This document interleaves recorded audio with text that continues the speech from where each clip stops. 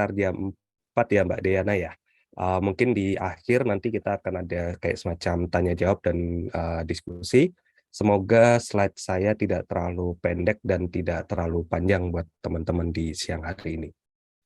Oke, jadi hari ini materi yang ingin saya bagikan, untuk kita belajar bersama itu kemarin disampaikan sama Mas Prasetyo, itu adalah Agile Mindset, Transformation. Jadi tadi sudah diperkenalkan, nama saya Dayu Bagus Permata, teman-teman bisa panggil saya Dayu atau Day. Nanti kalau mau tanya jawab, nggak usah pakai Pak, nggak apa-apa, panggil aja nama nggak apa-apa, atau Mas Dayu, Mas Day gitu, nggak masalah. Saya juga, S2 MBA itu di UGM, itu udah sekitar 12 tahun yang lalu mungkin ya, 2010, sekarang udah 2022. Dan ya, moga-moga nanti gap-nya nggak terlalu jauh ke teman-teman ya. Eee, Nanti silahkan aja kalau ada yang kebingungan langsung tanya. Oke, kita langsung aja lanjut. Jadi ini sudah lancar ya slide saya ya? Sudah kelihatan ya, teman-teman, Mbak Diana? Sudah, Sudah ya? sudah Pak. Jadi kiranya ini adalah perjalanan kita nih untuk hari ini. Mungkin di awal saya ingin introduction dulu supaya kita nanti bisa, lebih akrab. Saya juga ingin tahu sebenarnya dari teman-teman sih, karena yang saya tahu tuh cukup beragam teman-teman, mulai dari D4, ada S1, ada S2, lagi tadi disampaikan ya sama Pak Setia, itu ada yang elektro juga gitu. Lalu saya ingin tahu juga sebenarnya teman-teman ini di S1 atau S2 itu kayak semacam percabangannya tuh seperti apa sih? Yang saya dengar juga, teman-teman di sini juga sudah pada mendapatkan ibaratnya salah satu mata kuliah khusus, Agile gitu ya. Di mana di zaman saya waktu itu tuh belum ada. Di zaman saya pada saat saya kuliah itu, Agile itu cuma salah satu bab dari rekayasa perangkat lunak atau salah satu bab dari manajemen proyek. Dan zaman itu nyari referensi itu sudah apa, sulit ya, nggak sebanyak sekarang gitu. Jadi teman-teman sekarang beruntung kalau teman-teman googling dan sebagainya itu terkait Agile ini itu referensinya sangat banyak sekali. Namun justru dengan referensi yang sangat banyak itu tentunya teman-teman juga harus, pandai-pandai memilah mana referensi yang sebenarnya dia itu punya background yang kuat atau, referensi yang mungkin dia hanya sebuah opini saja gitu. Apalagi teman-teman kan di sini dari institusi yang pendidikan gitu ya.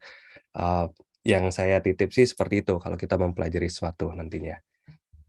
Oke, jadi nanti kita akan bahas tentang Agile itu sendiri supaya kita itu nanti satu persepsi, baru kita bicara tentang, mindset-nya.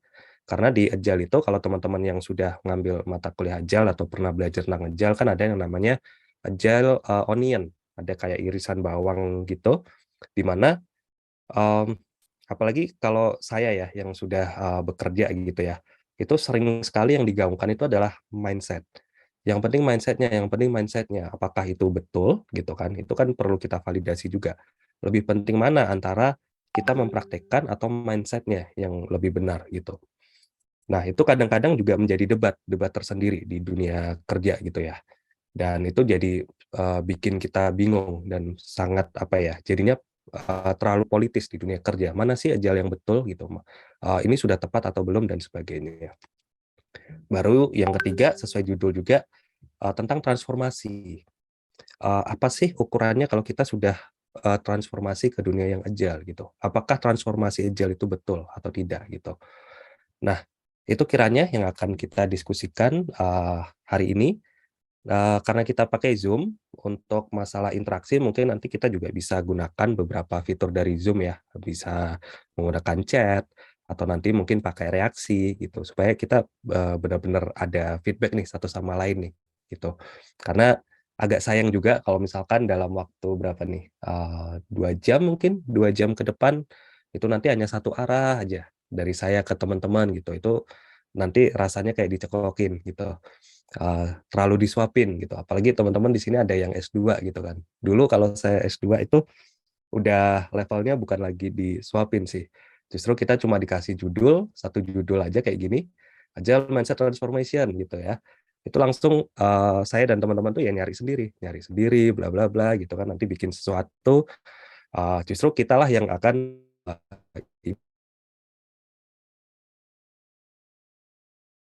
ibaratnya mendiskusikan dengan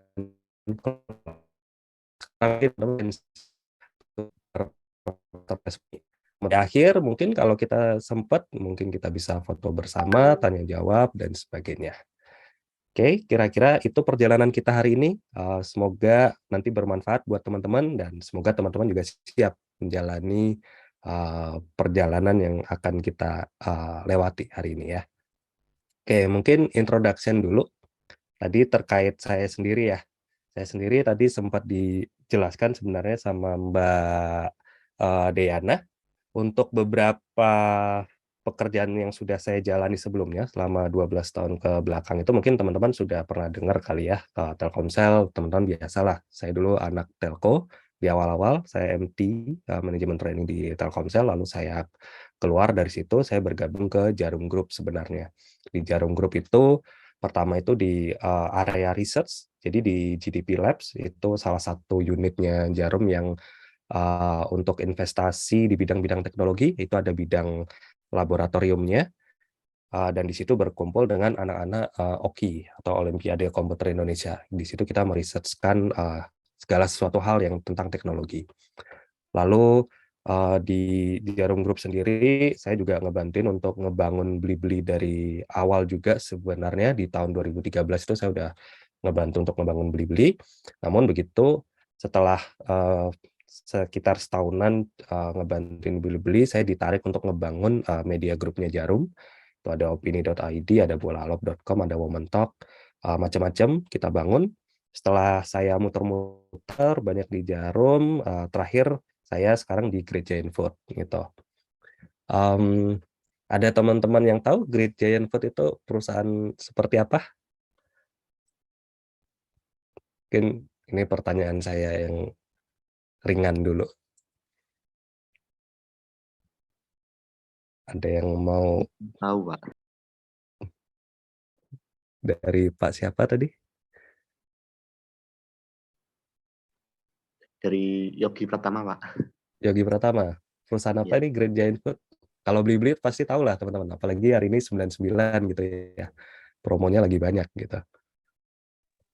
Kalau itu belum pernah dengar, Pak. Baru Kalau kali yang ini mana?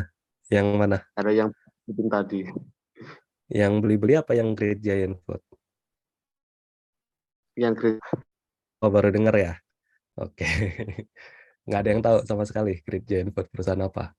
Saya sering dikira ini karyawan Giant gitu, supermarket gitu. Nggak ada yang tahu sama sekali. Oke. Ya, teman-teman Sunpride ada yang tahu? Sunpride? Tahu, Pak. Tahu. Pisang, Sunpride, nanas. Nah, itu Great Giant Food itu perusahaan agribisnis. Dia lini industrinya itu banyak di buah-buahan, baik segar maupun olahan yang di lokal maupun ekspor gitu.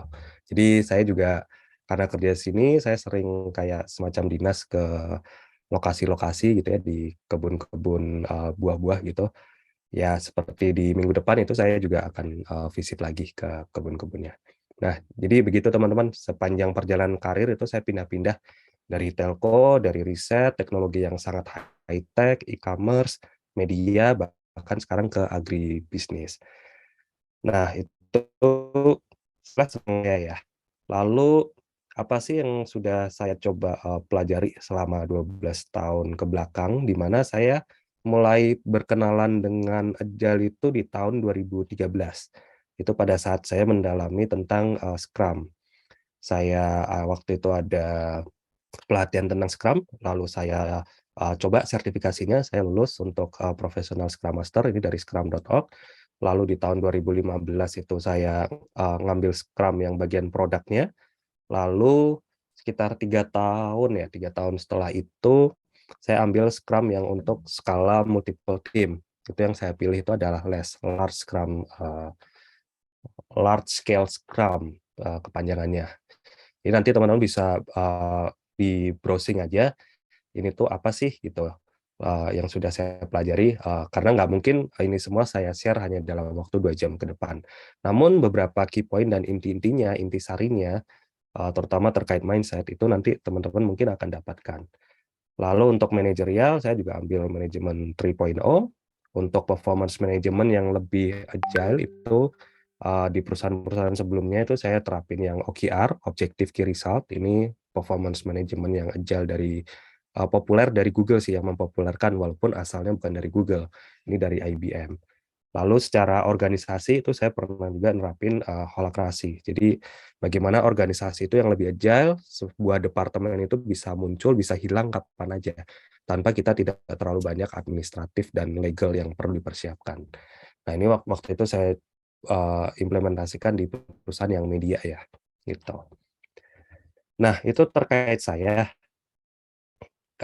Ya ini mungkin gambarannya tadi ya tentang Regen Food, saya kebanyakan itu, sekarang dapatnya divisi yang nanas, bagaimana nanas ini itu bisa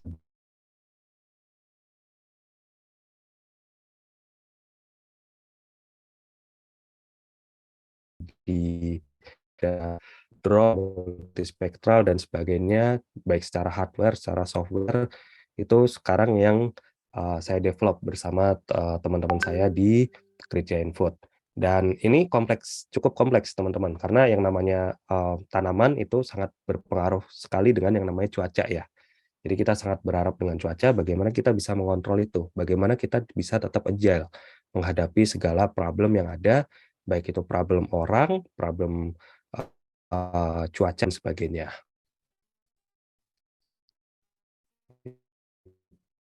Cerita ya tentang diri saya, bagaimana dengan teman-teman nih, saya ingin, yang pertama mungkin teman-teman kan di sini ada beberapa yang mungkin sudah S2 atau D4 ya, berarti sudah punya kayak semacam pengalaman kerja atau mungkin side job gitu.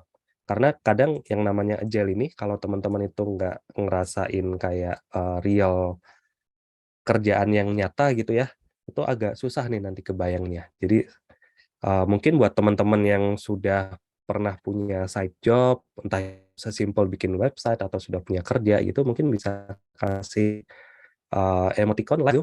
Kalau belum ada berarti saya anggap ini nih, masih, ya mungkin fresh, masih ya mahasiswa yang fresh gitu ya. Mungkin bisa kasih emoticon, mungkin bisa kelihatan nih di layarnya ini, teman-teman yang sudah punya pengalaman. Ini ada satu baru dari moderator only yang sudah punya pengalaman bekerja, yang S2 sini. Oh, ada yang tepuk tangan juga sudah pernah bekerja. Yang lain masih fresh nih, beneran nih dari teman-teman nih. Oke, ada juga Mbak Vanessa, ada yang pakai apa itu? Saya lupa lagi namanya yang biasa buat party itu. Oke, sedikit ya, rata-rata masih fresh ya. Oke. Tadi saya lihat namanya ada juga yang CEO apa gitu, berarti punya founder CEO Sitekop dari Mas Zaki nih. Berarti udah pengalaman lah bikin software-software gitu ya. Jadi nanti agak kebayang lah agile itu seperti apa. Oke. Ya, saya asumsikan paling baru sekitar 10% ya rasionya ya dari teman-teman. Pertanyaan yang kedua nih dari saya nih. Biasanya yang sering diperdebatkan. Nah, teman-teman kan di sini kuliah ya, kuliah, lalu mungkin beberapa tadi sekitar 10% itu ada yang sudah, merasakan realnya bekerja gitu. Nah, biasanya kalau udah teman-teman ini buat bayangan aja ya buat teman-teman yang, belum pernah real bekerja atau mungkin side job dan sebagainya. Itu yang sering diperdebatkan itu antara teori dan praktek, teman-teman. Entah itu belajar apapun itulah, nggak cuma agile ya, apalagi di agile. Nah, menurut teman-teman lebih penting mana nih, teori atau praktek nih buat teman-teman sendiri? Karena di sini saya ingin melihat mental model teman-teman nih. Apa sih yang teman-teman percayai? Teman-teman tuh lebih percaya. Perlu nggak Mbak kalau pakai form registrasi gitu barangkali? Ya, pakai form registrasi biar bisa diprediksi ya berapa orang yang hadir gitu. Oke. Ini kalau dilihat dari partisipan ada 119 yang hadir. Nah, ini teman-teman bisa taruh di chat Zoom. Teman-teman lebih pilih teori atau teman-teman lebih pilih praktek? Mana yang lebih menurut teman-teman tuh penting dan signifikan untuk karir teman-teman mungkin ke depan gitu, atau untuk kuliah teman-teman gitu? Praktikal. Oke, ada dari Mas Kois tadi praktikal untuk pribadi, ada yang Mas Iqmal Yasin itu praktek, Mbak Wifda Fatihia itu duanya, Mas Latif praktek, ada lagi? Silahkan, penguatan teori, oke. Nah, nanti di sini saya akan coba ambil, saya panggil juga teman-teman nanti untuk berkomentar, cuma yang sangat berbeda. Berarti di sini ada 3 nih, ada keduanya, ada yang teori, ada yang praktek. Oke, sambil nunggu teman-teman yang lain menjawab ya, saya akan minta pendapat tadi yang paling cepat. Kita kasih apresiasi nih buat Mas Kois Zulfikar Nugroho, praktikal untuk saya pribadi. Nah, menurut Mas Kois, kenapa nih praktikal menjadi penting nih? Permisi Pak, izin berpendapat. Silakan. Silakan saya. Ya baik, terima kasih. Semuanya kenalkan saya Bergro, mahasiswa dari D3 UI. Mungkin di sini izin menjelaskan mengapa bagi saya pribadi lebih penting daripada teori. Karena ujungnya, apalagi saya yang sekolah Vokasi ya. mainly adalah ini belajar di sini adalah praktikal. Ya, saya tidak ngomong bahwa teori itu penting. Cuman untuk ke depan, kalau misalnya teori tapi tidak diaplikasikan kan juga jadi waste. Nah, menurut saya dari situ saya menyimpulkan untuk mungkin lebih penting praktikal, Pak. Walaupun tidak mungkin teori juga diperlukan. Oke, tapi teori juga diperlukan ya. Oke. Ya. Berarti jadi kedua-duanya dong. Iya, Pak. Tapi mungkin irisnya kayak berapa ya? 25% teori, 75% praktikal kalau buat saya sendiri. Oke, rasionya 1:3 ya. 1:4. Oke, 1:4. Oke, ya betul. Oke, terima kasih Mas Kois. Sekarang saya coba ngambil yang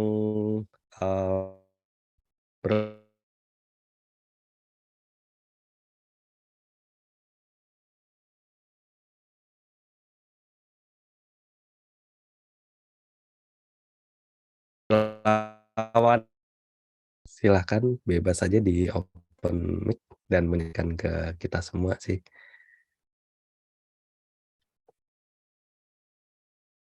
Mas Nur Wahid 492 dB. Oh, tidak bisa. Oke.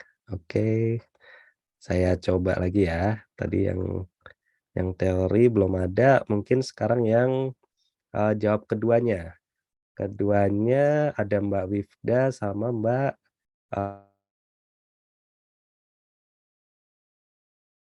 Tihia. Iya, ini saya Wifda dari semester 3 S2.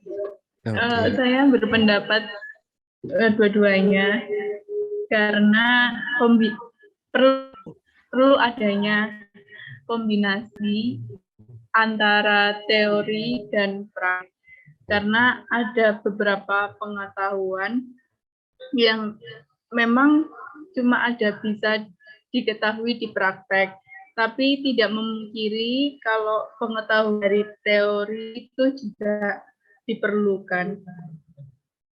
Oke. Terima kasih Mbak Wifda. Mungkin bisa dibantu juga dengan Mbak Asy Syafa ya. Katanya keduanya juga nih mendukung Mbak Wifda nih. Oh iya, maaf Pak, surat saya terdengar, sisinya agak berisik. Oke, nggak apa-apa, kedengaran nggak? Oke. Sebelum perkenalkan, saya Syafa dari Teknik Informatika D3. Oke, D3. Terus ya, tadi kan pertanyaannya lebih praktik atau teori yang lebih penting. Saya tentunya ujungnya kita perluin di kehidupan sehari-hari itu praktikal. Tapi kalau praktek tanpa teori kan nanti kita bisa tersesat ya. Jadi yang penting kita tahu bisa mengaplikasikan. Jadi yang penting. Oke, ya. Terima kasih, ya terima kasih Mbak Syafa. Jadi terima kasih ya atas tanggapannya teman-teman ya. Kenapa ini justru saya taruh di awal, karena ini penting juga nih, apalagi kita hari ini akan bicara tentang mindset ya, buat kita semua belajar gitu. Dan sepanjang pengalaman saya bekerja selama ya mungkin sudah sekitar 12 tahun kali ya, itu di dunia kerja itu sudah di level mungkin banyak yang nggak suka lagi dengan teori. Apalagi mungkin kalau generasi saya itu lingkungannya itu banyak generasi yang mungkin baby boomers atau X, generasi X gitu ya. Di mana di zaman kita dahulu di tahun 90-an itu ada salah satu iklan sampo gitu ya yang dia tuh iklannya tuh punya anekdot gini, "Ah teori," gitu kan. Dan itu tuh jadi semacam terngiang-ngiang di orang-orang yang di kalangan baby boomers dan generasi X. Kesannya teori itu remeh gitu ya.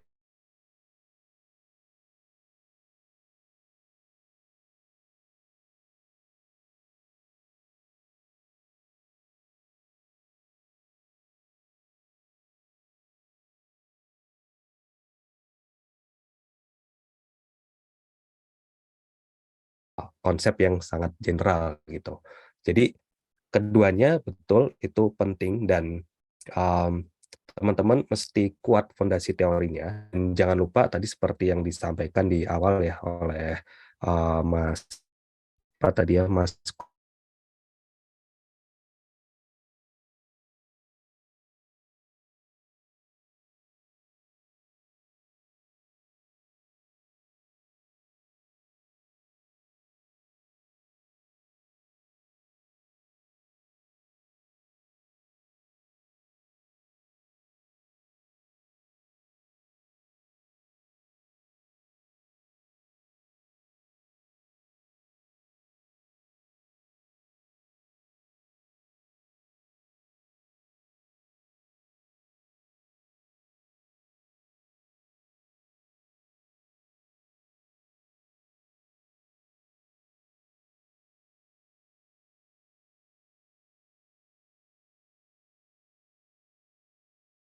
Recording in sampai itu menjadi progress. permanen di teman-teman sendiri. Yang awal yang ingin saya garis bawahi dulu ke teman-teman ya, supaya nanti teman-teman punya fondasi yang bagus nih ke depannya. Oke, dan kalaupun teman-teman itu nanti ada belajar sesuatu yang menurut teman-teman ini apaan sih gitu, ini buat apa sih nanti ke depannya, kok kayaknya nggak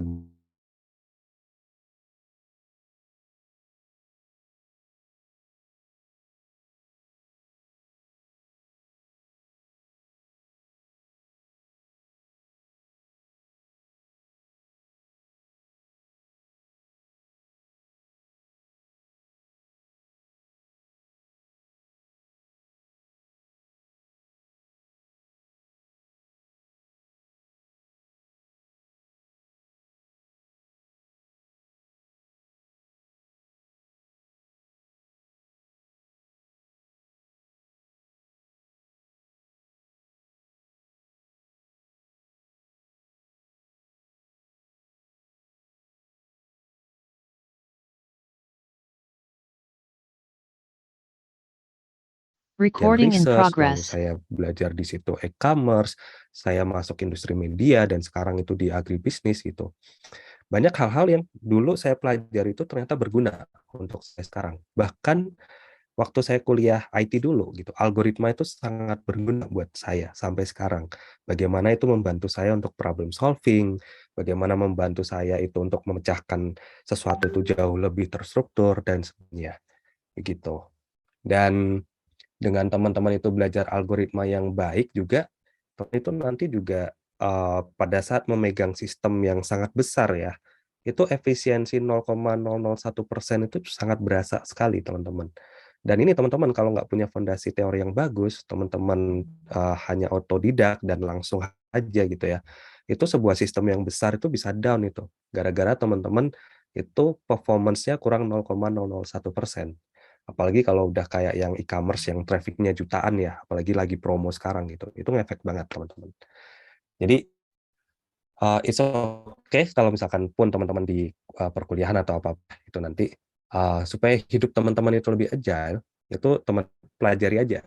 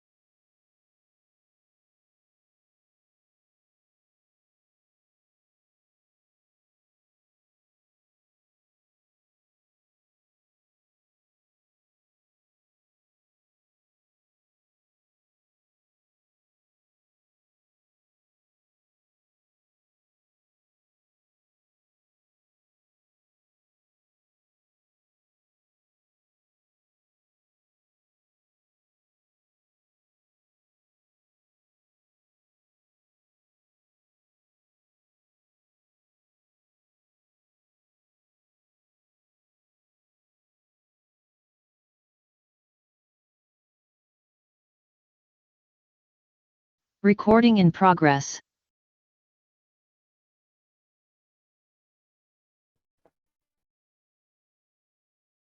Nulis di atau kalau ada yang mau angkat tangan juga boleh sih, silakan. Terutama buat teman-teman yang sudah ini nih, sudah ngambil mata kuliah yang berhubungan tentang agile ini. Harus teman-teman sudah dapat lah apa itu agile. Ya, 2 menit ya. Mungkin sampai 14.06 mungkin. Kalau udah 06 nanti saya get back lagi ke teman-teman.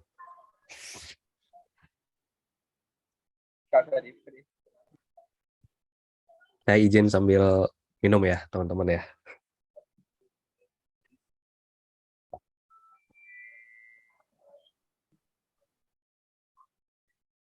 Ya.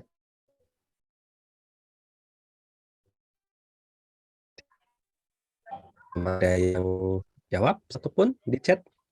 Agile itu apa sih? Baik teman-teman yang sudah belum. It's okay to be wrong. Ya, oh ya ada yang angkat tangan. Iya, iya boleh. Bisa untuk Bang Gima atau Aziz Zuhri Pratomo dan kuis. Iya. Yang pertama angkat tangan tadi Mas Banggi Bima. Silakan Mas Banggi. Baik, Mas Ediantino dari D2 D3 ITA. Kayak metode perangkat lunak yang dilakukan secara berulang gitu ya, Agile. Metode perangkat lunak yang dilakukan secara berulang. Oke, it's good. Jawaban yang bagus. Ada mau ditambahkan lagi nggak, Mas Banggi? Sebelum saya ini lempar ke yang lain. Apa sudah cukup? Cukup, Pak. Cukup, oke. Nah, metode perangkat lunak yang berulang tadi ya. Oke. Yang kedua tadi angkat tangan itu di sini Aziz Zuhri. Ya. Tes apa? Suara saya terdengar, Pak? Terdengar jelas. Assalamualaikum warahmatullahi wabarakatuh. Selamat sore semua. Ya. Kenalkan nama saya Aziz Pratomo dari kelas 2 D4 ITA. Jadi dari kata dasar agile itu sendiri kan artinya lincah ya, Pak. Nah, jadi lincah itu sendiri, jadi agile itu adalah suatu sistem yang sangat fleksibel.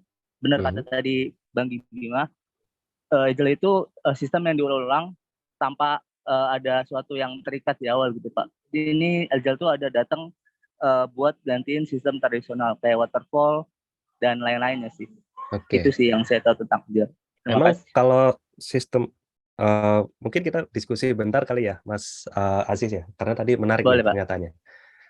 Karena tadi dibandingkan dengan waterfall gitu ya. Kalau waterfall tuh kayak gimana? Kalau saya kan suatu sistem kayak waterfall itu kan tradisional ya Pak. Dari namanya sendiri waterfall itu adalah sistem yang selalu punya tangga ke bawah, Pak. Jadi dari step-stepnya itu dia nggak bakal bisa balik ke depan. Kalau kebalik ke belakang. Kalau misalnya pun balik ke belakang itu butuh effort yang besar itu dan biaya juga sih yang saya tahu. Oh ya, mantap mantap Mas Aziz. Tadi ada satu lagi sepertinya yang angkat tangan, coba jadi diturunin ya. Tadi sepertinya ada 3 orang. Oh Mas Kois dan Azrul. Makasih tadi Mas Aziz ya, penjelasannya lengkap sekali. Mas Kois dan Mas Azrul. Baik, terima kasih. Berpendapat. Mungkin dari saya hanya menambahkan opini dari Mas Banggi Bima dan Mas Aziz Suhri. Mungkin yang saya tambahkan di sini terkait timeline juga. Kalau misalnya di Agile itu identik dengan timeline yang pendek.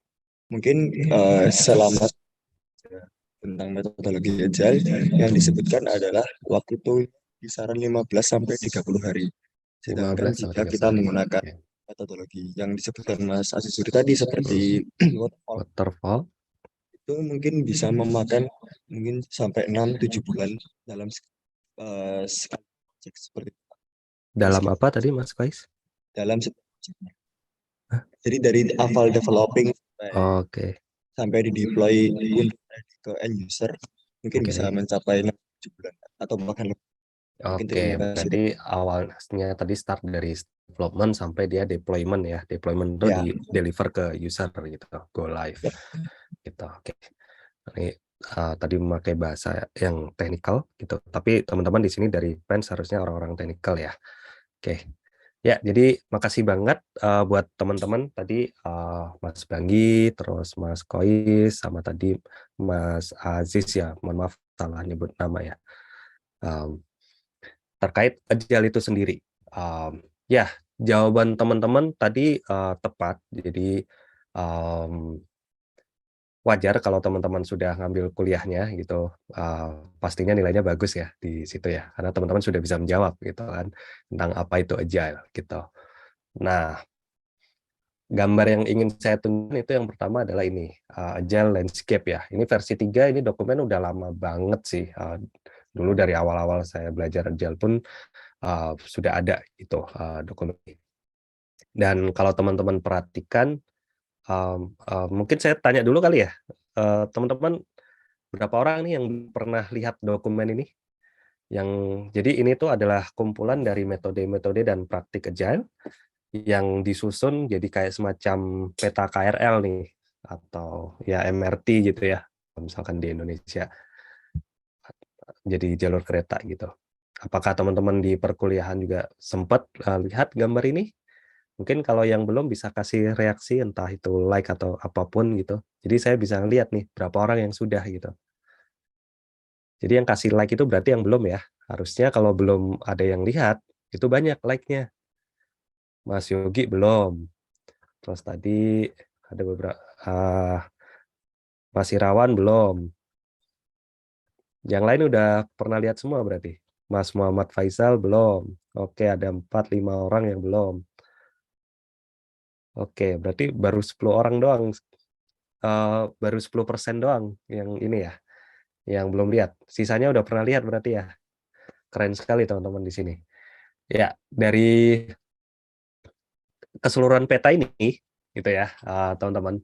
Tadi kalau teman-teman lihat dari agility stack yang saya kuasai pun, saya juga hanya ngambil paling beberapa saja gitu ya. Paling hanya sekitar kalau ditambah hal-hal yang nggak saya cantumkan itu nggak lebih dari 10 lah, karena biasanya satu jalur itu saya cuma pilih satu aja, yang biasanya paling populer dan well maintained lah dokumentasinya gitu. Contoh kayak untuk cara bekerjanya itu biasanya saya pilih Scrum, karena Scrum itu dia diupdate terus dokumentasinya. Terakhir update itu dia di 2020 ya. 2020 setelah update yang dari 2012 gitu. Oke, jadi kalau di sini teman-teman lihat Agile itu banyak sekali. Bahkan tidak hanya Agile itu ada di dunia IT, teman-teman. Walaupun dulu awalnya populer di dunia IT. Dan bahkan pencetus dari Agile sendiri, orang-orang yang merumuskan Agile software development itu, tentu dia datang berangkat dari keresahan orang-orang IT itu sendiri. Karena dulu IT itu paradigmanya atau mental modelnya itu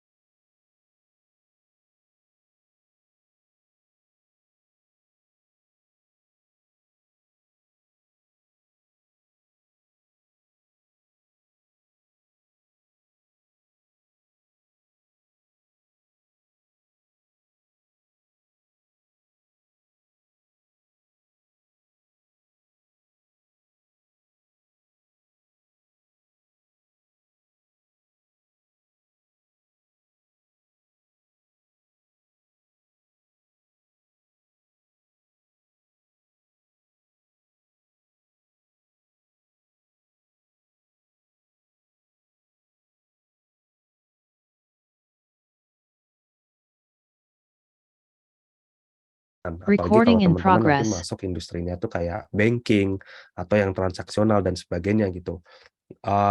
Agile itu tidak meninggalkan sepenuhnya dokumentasi. Apalagi kalau dokumentasi itu terkait tadi yang saya sampaikan, regulasi. Itu harus tetap dibikin, cuma ada caranya bagaimana membuat dokumentasi yang lebih esensial. Kira-kira seperti itu. Itu yang pertama. Tadi ya, tentang manifesto dari Agile Software Development itu sendiri, lalu ini petanya sangat banyak sekali, dan kalau teman-teman lihat perkembangannya, dunia Agile itu sekarang tuh semakin luas. Dari manifesto itu sendiri, nanti ada prinsipalnya, ada 12 prinsipal, tentunya nanti bisa baca sendiri lagi gitu ya. Saya nggak mau nyuapin teman-teman di sini terlalu dalam, karena nanti ada hal yang mungkin lebih esensial yang ingin saya sampaikan di belakang.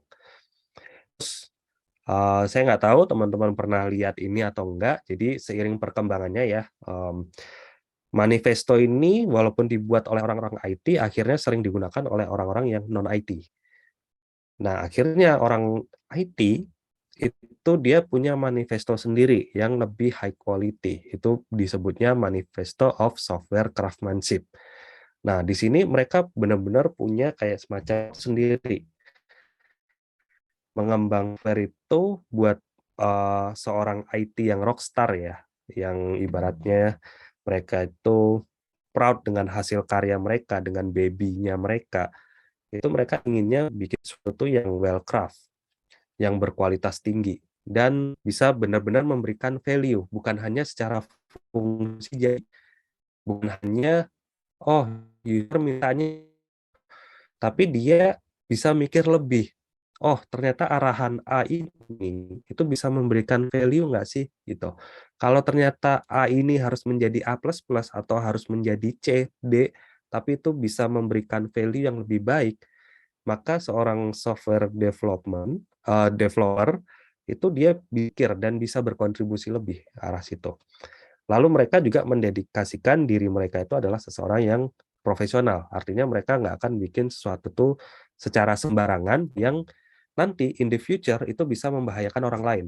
Mungkin teman-teman kalau tahu beberapa tahun ke belakang ya kasusnya Boeing malfunction di logic wing-nya, bisa jadi akibat ketidakprofesionalism, baik itu mungkin dari tim engineer-nya atau mungkin dari company-nya gitu. Ada sesuatu yang di-bypass, ada sesuatu yang tidak komplit di mereka. Itu teman-teman bisa baca atau bisa nonton lah dokumentasinya di Netflix itu ada terkait Boeing. Itu mereka sebenarnya unprofessional gitu. Nah, seorang software developer yang ibaratnya dia rockstar, dia pegang manifesto ini, dia nggak mau seperti itu. Dia ingin menjadikan dirinya itu seseorang yang profesional. Dan dia juga seperti tadi ya, yang terkait hanya menerima arahan, itu dia ingin sesuatu yang lebih lagi, bukan hanya berkolaborasi sesuai dengan di Agile Manifesto, tapi dia ingin partnership. Dia ingin partnership sehingga bisa menghasilkan sesuatu yang lebih produktif. Nah, ini nanti teman-teman juga bisa cari sendiri. Lalu seiring perkembangannya itu ada juga yang disebut modern agile. Modern agile ini dari orang Rusia kalau nggak salah. Dan ini jauh lebih dipahami oleh orang bisnis sih. Karena kalau teman-teman lihat ini itu background-nya dari IT, kayaknya kok IT banget, apalagi kalau lihat dari prinsipalnya gitu ya. Tapi karena perkembangannya agile itu banyak dipakai di bidang-bidang lain, marketing, HR, legal, finance, dan sebagainya gitu ya. Ada yang merumuskan yang namanya modern agile, yang dia lebih sederhana. Jadi menurut modern agile, kalau kita sudah menerapkan agile yang jauh lebih modern ini, everybody itu feel awesome. Bukan hanya yang mendapatkan produknya atau jasanya, tapi dari sisi pembuatnya juga. Jadi developernya tadi itu sudah bangga gitu ya, sudah proud, sehingga dia feel awesome juga. Dia bisa tadi deliver secara berkala, seperti tadi yang sempat dijawab ya pada saat pertanyaan saya di awal gitu ya, dan ya itu sangat mementingkan safety, nggak akan kejadian di Boeing itu, dan dia punya jiwa untuk eksperimen.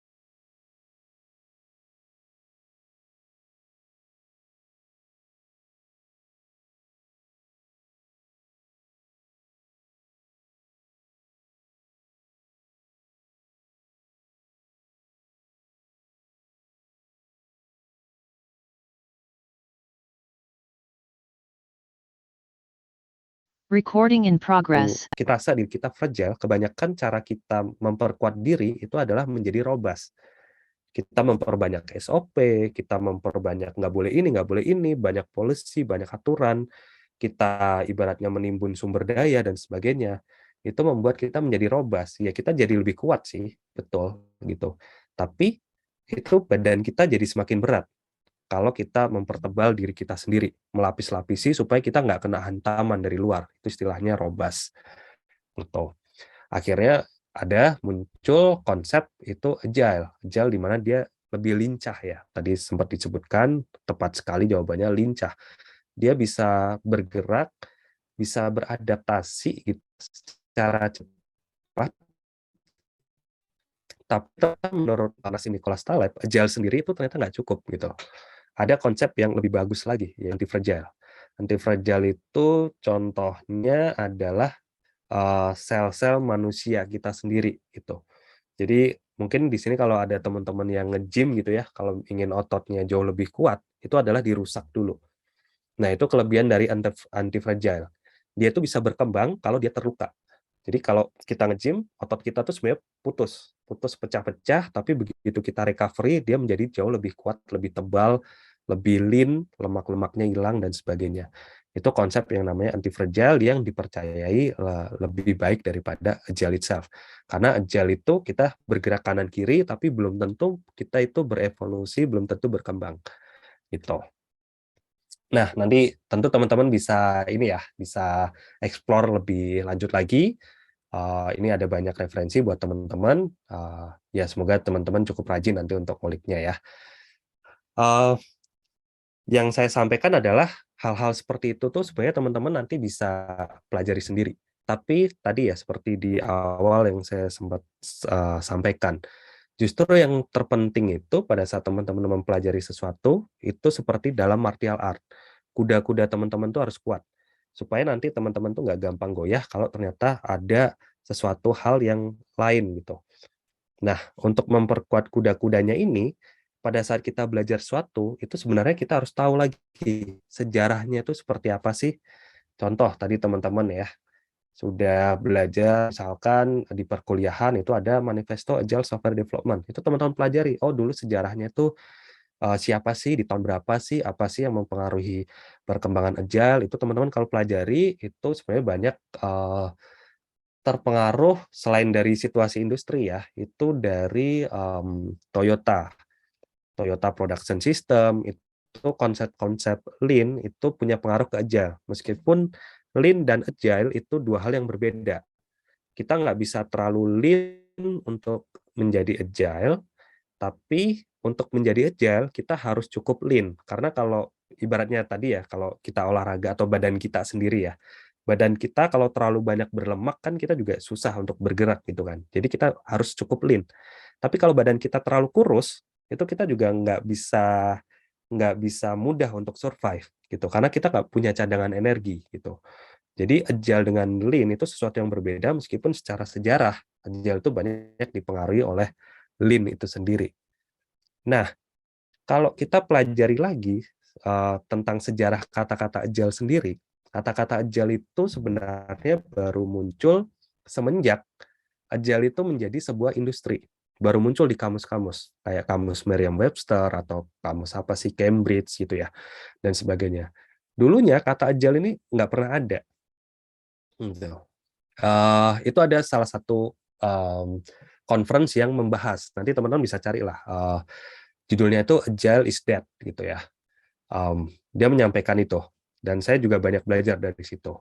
Nah, pada saat belajar tentang Agile sendiri, kita perlu tahu kata dasarnya dari Agile, bahwa Agile itu dulu nggak pernah ada